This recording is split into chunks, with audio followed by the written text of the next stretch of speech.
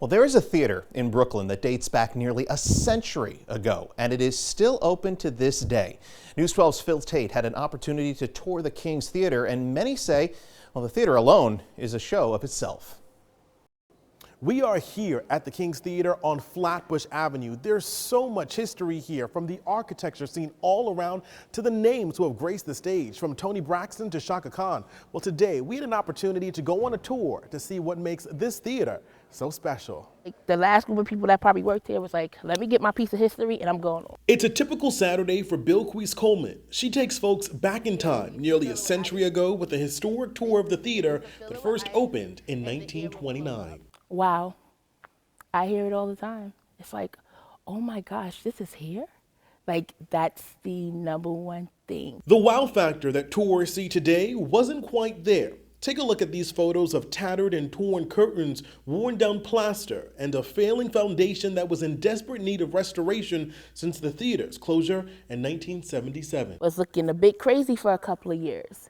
So I mentioned about a hole being inside of the theater. So the hole is right over here. It's plaster over time, melts away like erosion and rain, and it was like a puddle. They had to take a mold of this side of the theater to build up that side. When the theater went under renovations in 2010, developers wanted to make sure they maintained as much of the original design as possible. Well, it's simple staples like the pattern on this carpet that remain the same to this day.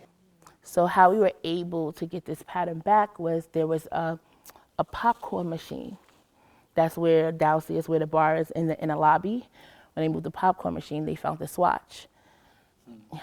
Since they're still open, they still had it, and this is why we're able to get it back. In order to bring back all that 1929 realness, a renovation worth $96 million updated the building's infrastructure, like their AC systems, to make sure everyone feels like a king and queen. Pretty much for sanitization, updating the HVAC system to make sure it operates as a full performance venue. Original print from 29 as well. Tourists can't get enough as they are led from room to room.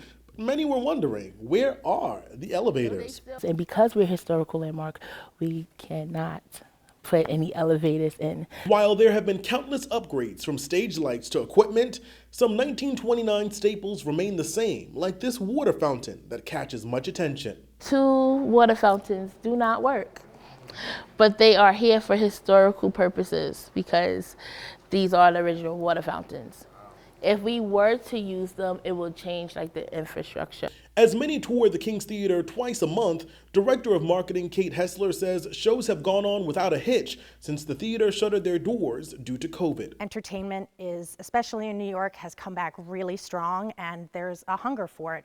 You know, people from the tri-state area are traveling back into Manhattan and Brooklyn to attend shows.